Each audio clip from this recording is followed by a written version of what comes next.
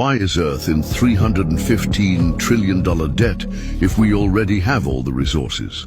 Why do we owe money on a planet that gives us everything? Earth gives us air to breathe, water to drink, sunlight for energy, land to grow food, forests, oceans, minerals, and more wealth than any human could ever count.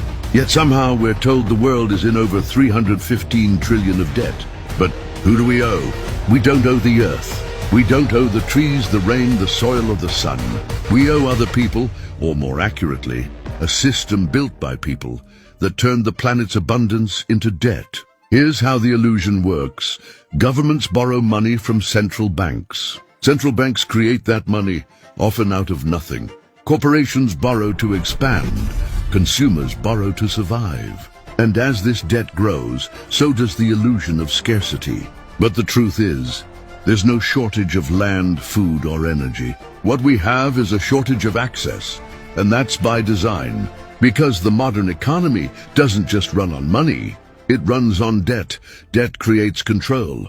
It turns nations into clients, workers into servants, and wealth into a pyramid, where those at the top own what everyone else must rent, borrow, or chase forever.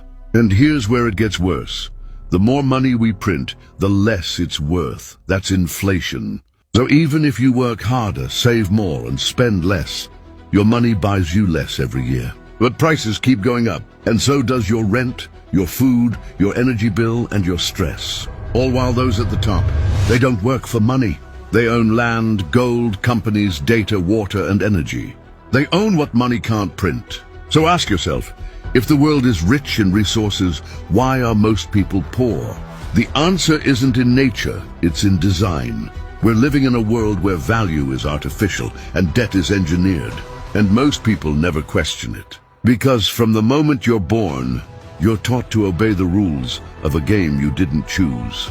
But what if I told you, the Earth isn't in debt? You're just living in a system that convinced you it is. This isn't about conspiracy, it's about consciousness. The moment you start seeing through the illusion, you begin to understand.